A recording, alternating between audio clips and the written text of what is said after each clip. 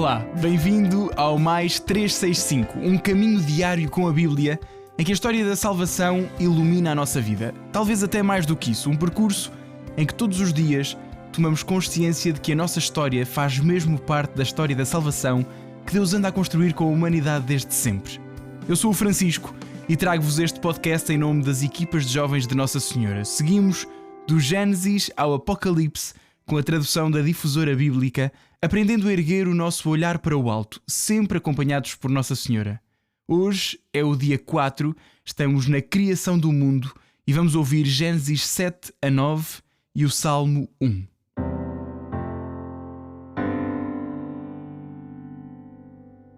Gênesis 7. O Senhor disse depois a Noé: Entra na arca, tu e toda a tua família, porque só a ti reconheci como justo nesta geração. De todos os animais puros levarás contigo 7 pares, o macho e a fêmea.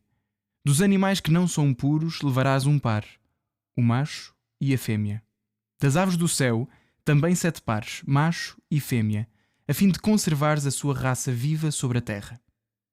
Porque dentro de 7 dias vou mandar chuva sobre a terra durante 40 dias e 40 noites, e exterminarei na superfície de toda a terra todos os seres que eu criei. E Noé cumpriu tudo quanto o Senhor lhe ordenara. Noé tinha 600 anos quando o dilúvio caiu sobre a terra. Para fugir à inundação do dilúvio, entrou na arca com os filhos, a mulher e as mulheres de seus filhos. Dos animais puros e daqueles que não são puros, das aves e de todos os seres que rastejam sobre a terra, entraram com Noé na arca 2 a 2, um macho e uma fêmea, como Deus tinha ordenado a Noé. Ao cabo de 7 dias, as águas do dilúvio submergiram a terra. Tendo Noé 600 anos de vida, no dia 17 do 2º mês, nesse dia, romperam-se todas as fontes do grande abismo e abriram-se as cataratas do céu. A chuva caiu sobre a terra durante 40 dias e 40 noites. Naquele mesmo dia, Noé entrou na arca com seus filhos, Sem, Cam e Jafete, e com eles a sua mulher e as 3 mulheres dos seus filhos.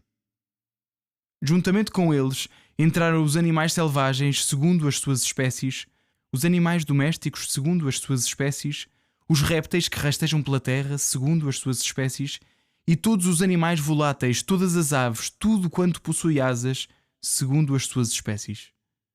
Entraram com Noé na arca 2 a 2 todas as espécies de seres que têm vida.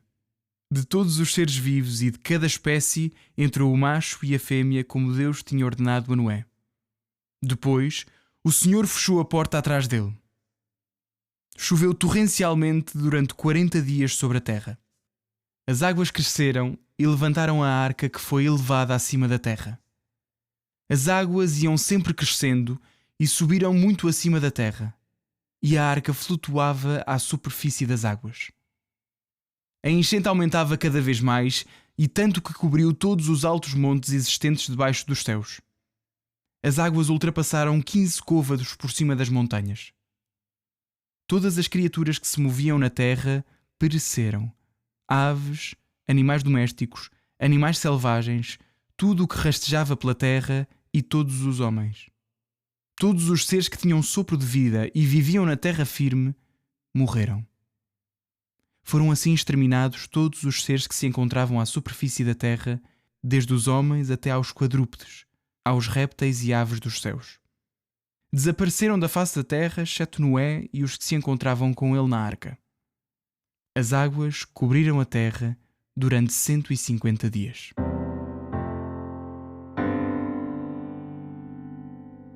Gênesis 8. Deus recordou-se de Noé e de todos os animais, tanto domésticos como selvagens, que estavam com ele na arca. Por isso, Deus mandou um vento sobre a terra e as águas começaram a descer. As fontes do abismo e as cataratas dos céus foram encerradas e a chuva parou de cair do céu. As águas retiraram-se gradualmente da terra e começaram a diminuir ao fim de 150 dias. No dia 17 do 7º mês, a arca pousou sobre os montes de Ararat. As águas foram diminuindo até ao 10º mês. No primeiro dia do 10º mês, emergiram os cumes das montanhas. Decorridos 40 dias, Noé abriu a janela que tinha feito na arca e soltou o corvo que saiu repetidas vezes enquanto iam secando as águas sobre a terra. Depois soltou a pomba, a fim de verificar se as águas tinham diminuído à superfície da terra. Mas não tendo encontrado sítio para pousar, a pomba regressou à arca para junto dele, pois as águas cobriam ainda a superfície da terra.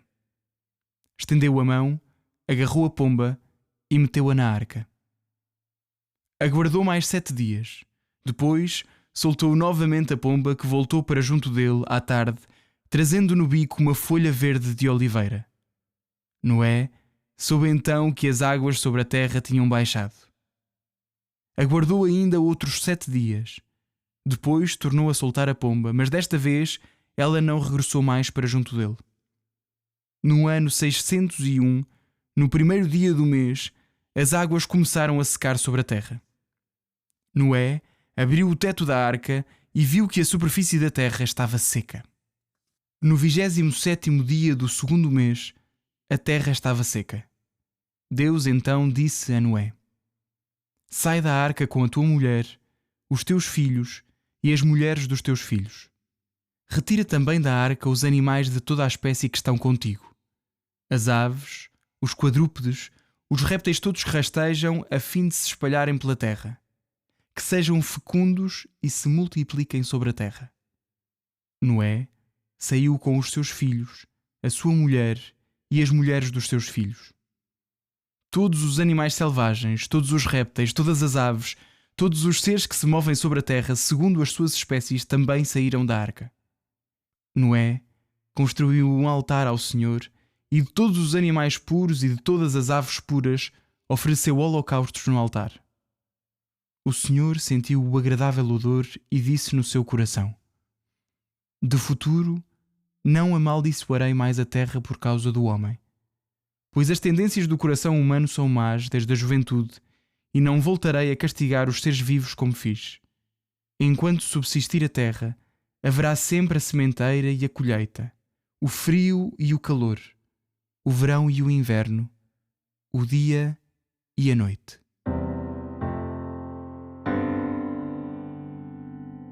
Gênesis 9. Deus abençoou Noé e os seus filhos e disse-lhes: Sede fecundos, multiplicai-vos e enchei a terra. Sereis temidos e respeitados por todos os animais da terra, por todas as aves do céu, por tudo quanto rasteja sobre a terra e por todos os peixes do mar. Ponho-os à vossa disposição. Tudo o que se move e tem vida servir-vos-á de alimento. Dou-vos tudo isso como já vos tinha dado as plantas verdes. Porém, não comereis a carne com a sua vida, o sangue. Ficai também a saber que pedirei contas do vosso sangue a todos os animais, por causa das vossas vidas, e ao homem igualmente pedirei contas da vida do homem seu irmão. A quem derramar o sangue do homem, pela mão do homem será derramado o seu, porque Deus fez o homem à sua imagem. Quanto a vós, sede fecundos e multiplicai-vos. Espalhai-vos pela terra e multiplicai-vos sobre ela.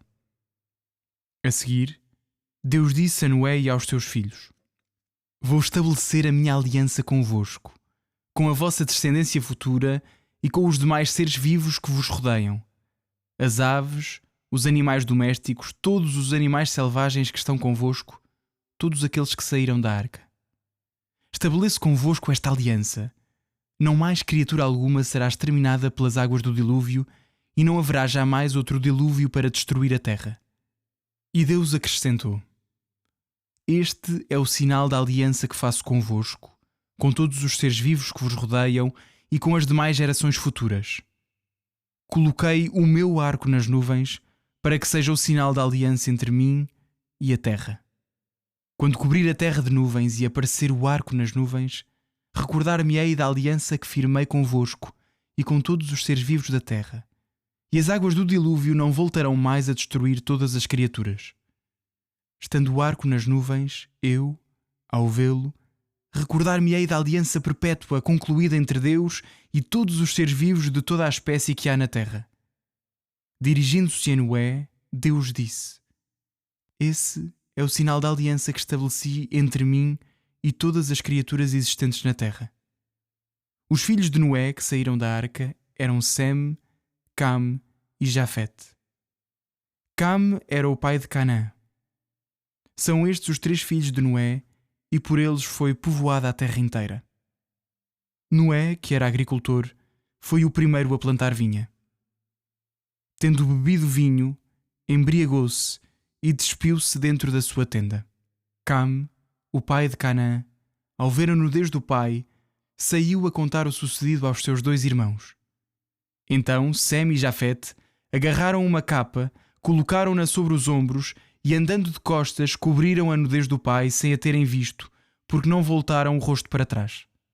Quando despertou da sua embriaguez, Noé soube o que tinha feito o seu filho mais novo e disse: Maldito seja Canaã, que ele seja o último dos servos dos seus irmãos. E acrescentou: Bendito seja o Senhor, Deus de Sem, e que Canaã seja o seu servo. Que Deus aumente as posses de Jafete, e que ele resida nas tendas de Sem, e que Canaã seja o seu servo. Noé viveu 350 anos depois do dilúvio. Ao todo, a vida de Noé foi de 950 anos. Depois, morreu.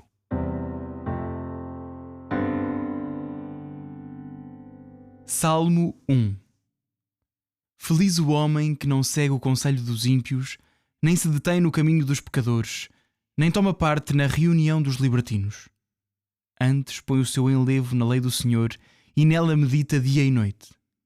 É como a árvore plantada à beira da água corrente. Dá fruto na estação própria e a sua folhagem não murcha. Em tudo o que faz é bem-sucedido. Mas os ímpios não são assim. São como a palha que o vento leva. Por isso, os ímpios não resistirão no julgamento, nem os pecadores na assembleia dos justos. O Senhor conhece o caminho dos justos, mas o caminho dos ímpios conduz à perdição.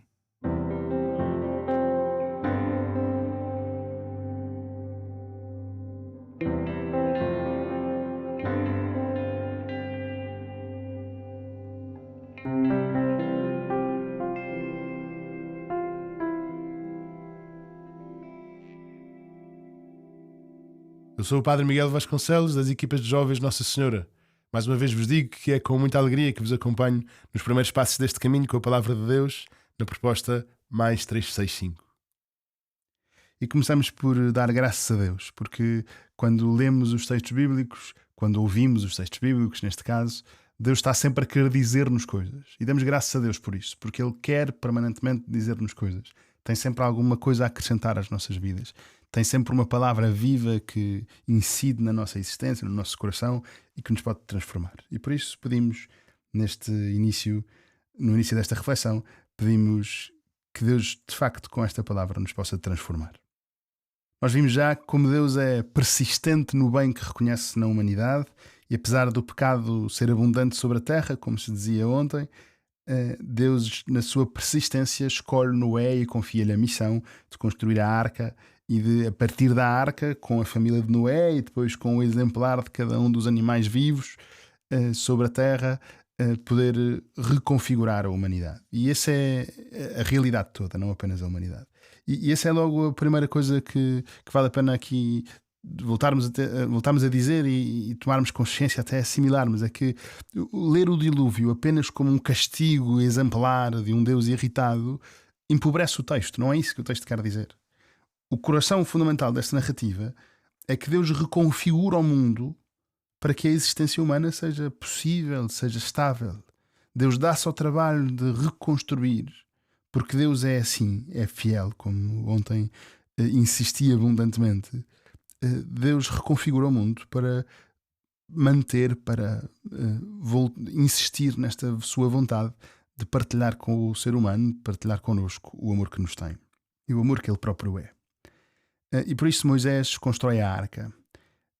Construir a arca significa trabalhar, isto é, significa investir, significa abdicar de um bem naquele momento para se dedicar não a usufruir do tempo livre ou alguma coisa do género, mas dedicar-se verdadeiramente a uma missão dada por Deus, e por isso há alguma coisa que só se compreende porque Noé tem os olhos num bem maior que está no futuro. E esse é o ponto, é que o trabalho não é uma maldição, o trabalho não é um castigo. O trabalho justo, honesto e verdadeiro tem a ver com esta decisão ou com esta compreensão de reconhecer que há um bem maior no futuro, de que eu posso abdicar de um bem agora para conseguir alguma coisa de maior. E é exatamente isso a que Moisés se dedica no seu trabalho a construir a arca. Ele abdica do tempo livre, abdica da festa, por assim dizer, abdica de usufruir da realidade à sua volta, tal como acontece com os outros do seu tempo, por assim dizer.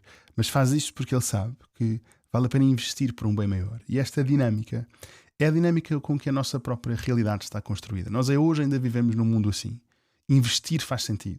Dar o nosso tempo faz sentido. Abdicar de um bem agora, adiando a gratificação, como se costuma dizer, para conseguir chegar a um bem maior no futuro. Isso continua a valer. É assim que se constrói. É diante dessa realidade que a vida pode ser construtiva. É por causa desse dinamismo que aqui vemos em Noé, que se farta de trabalhar para construir a arca, que a nossa existência se pode evoluir. Senão ficaríamos sempre a aproveitar o que temos à nossa volta e o que temos à nossa disposição, mas com pouca capacidade de construir um futuro que seja cada vez mais consistente. Noé aqui é precisamente uma imagem do próprio trabalho de Deus. Lembram-se como Deus tinha trabalhado 6 dias e tinha descansado ao 7º? Aqui Noé também trabalha para que depois possa descansar. Mas o que é este depois? Isso é o que vemos nos textos de hoje. Há uma inundação. O dilúvio, como costumamos dizer. Simbolicamente, estes textos metem-nos diante de uma realidade. Nós não olhamos para isto como descrições históricas do que tenha acontecido, mas como um relato simbólico onde Deus se revela e revela quem Ele próprio é e quais são os seus desejos para a humanidade. Mas vemos nisto, nesta inundação, de facto Deus a agir, a mandar a sua água, por assim dizer, para limpar. É bonito que na oração com que nos batismos se benza a água, se faça referência a este momento. As águas do dilúvio, mais do que castigar, estão aqui para abençoar, isto é, para limpar, para reconfigurar o mundo em favor de uma coisa nova. Também a mesma coisa aconteceu connosco no batismo. O batismo, neste aspecto, é um pequeno dilúvio que acontece a cada um de nós. É as águas a descerem sobre a nossa vida para trazer aí ao de cima o bem que podemos fazer. Deus tem sempre os olhos na possibilidade. Deus não nos ama apenas pelo que somos, ama-nos também pelo potencial que encerramos. Deus, quando olha para nós, não vê apenas o que na nossa vida já construímos. Se fosse assim seria ótimo, mas Deus vê mais, vê a possibilidade de bem. E este dilúvio mostra isso, que Deus tem os olhos postos não no dilúvio, mas no que vem a seguir, mas na terra seca que a seguir será aqui posta em cena no texto. Um aspecto muito, muito significativo deste texto é que quando Noé e a sua família e todos os animais que estavam na arca dali saem, Noé oferece a Deus um sacrifício. Vemos isso no capítulo 8 do livro do Gênesis. Ao sair da arca, Noé constrói um altar a Deus e oferece de todos os animais e de todas as aves puras holocaustos no altar. Holocausto significa o sacrifício do animal, que era dado a Deus, por assim dizer. Subia a Deus através do fogo. É isso que o holocausto quer dizer neste contexto. E porquê que isto acontece? Por um lado, para pôr em cena o que já tinha dito, que é abdico de um bem agora para alcançar um bem maior no futuro. Isto é, dou a Deus o que tenho, porque sei que de Deus me virá o bem no futuro. Dou a Deus aquilo que preciso para o meu sustento hoje, porque sei que Deus estará lá fiel comigo no futuro. Mas esta consciência de que mal se sai da arca, o que há a fazer é construir um altar, significa, ou dá conta neste texto bíblico, de uma realidade que nos vai acompanhar ao longo de todo o texto, ao longo deste ano inteiro, que é a consciência do louvor justo dado a Deus. Pôr em primeiro lugar a realidade mais importante da minha vida ordena tudo o que eu sou. Pôr em primeiro Deus não é apenas uma lógica de submissão e de aniquilamento do eu. Aliás, não é de todo uma lógica de submissão e de aniquilamento do eu. Pelo contrário, é a consciência de que se eu abrir espaço para Deus na minha vida, isso me eleva. E que pô-lo em primeiro significa ordenar tudo o resto, porque se eu ponho em primeiro lugar aquilo que é o mais importante na minha vida, então conseguirei pôr em segundo lugar o que é a segunda coisa mais importante na minha vida, e a mesma coisa para a terceira coisa mais importante na minha vida, e assim a minha vida tem ordem, tem lógica, mais uma vez, está enraizada, pode viver enraizada na razão criadora de Deus, está a viver à altura daquela lógica com que fui criado, como já ouvimos no primeiro dia, quando fui criado à imagem e semelhança de Deus. Esta bênção é a maneira de Deus estabelecer com o ser humano uma aliança, como ele próprio diz abundantemente neste texto: vou estabelecer a minha aliança convosco e com a vossa descendência futura. E aliança quer dizer que Deus é aliado do ser humano, é nosso aliado. E para nós isto é relevante hoje, porque a proposta que o Evangelho nos faz, a proposta que a Igreja nos faz de uma doutrina, de uma maneira de viver, de uma ética, é exigente e às vezes difícil, mas nesta lógica da aliança nós compreendemos o sentido. É a nosso favor. A dificuldade e a exigência não valem por si, valem porque trazem ao de cima a verdade mais profunda acerca de nós. É disso que Deus é aliado, de podermos viver com essa grandeza. E por tudo isso, agradecemos a Deus tudo isto que Ele nos dá, nos oferece e esclarece em nós.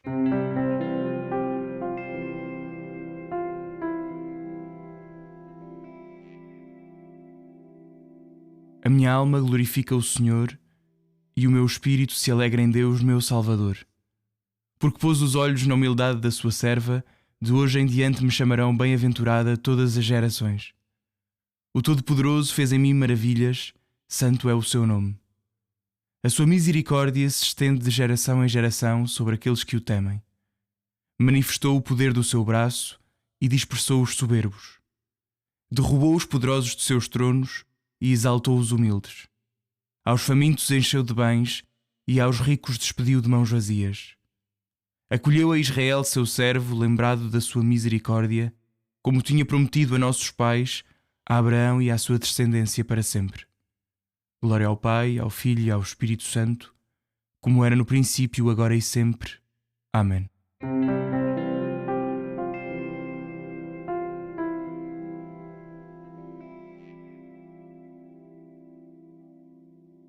Dia 4, coragem.